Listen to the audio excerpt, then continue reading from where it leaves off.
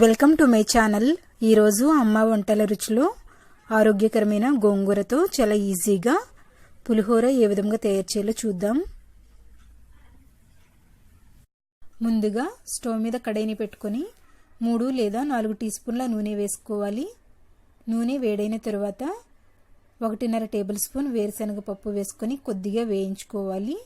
ఇది కొద్దిగా వేగిన తర్వాత 1 టేబుల్ స్పూన్ పచ్చిశనగ పప్పును వేసి వేయించుకోవాలి.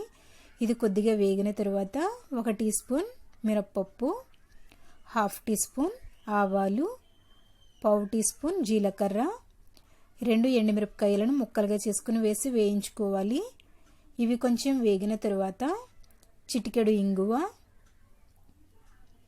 తరిగి పెట్టుకున్న పచ్చిమిరపకాయలు 2,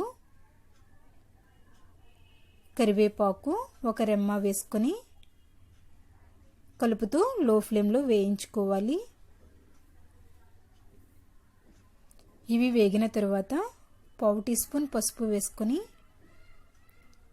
ఇది అంతా బాగా కలుపుకుందాం. తరువాత గోంగూరను బాగా కడిగి సన్నగా తరిగి పెట్టుకున్నటువంటి గోంగూర 1 కప్పు నిండా వేసుకోవాలి. ఇలా వేసుకున్న తర్వాత ఒకసారి అంతా బాగా కలుపుకొని రుచికి సరిపడినంత ఉప్పు వేసుకొని ఒకసారి కలుపుకుందాం. ఇలా కలుపుకున్న తర్వాత మూత పెట్టుకొని లో ఫ్లేమ్లో 2 నిమిషాల పాటు మగ్గించుకోవాలి. 2 నిమిషాలు మగ్గించుకున్న తర్వాత మళ్ళీ ఒకసారి బాగా కలుపుకొని ఉడికించి చల్లారబెట్టుకున్నటువంటి అన్నం 1.5 కప్పు వేసుకోవాలి. తర్వాత ఇది అంతా బాగా కలుపుకొని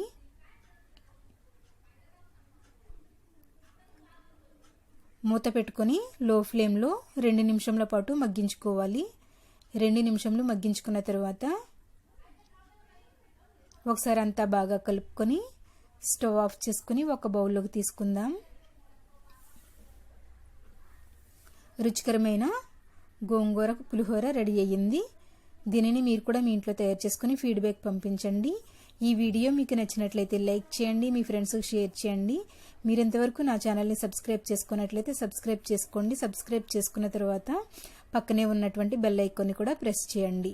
థ్యాంక్ యూ ఫర్ వాచింగ్.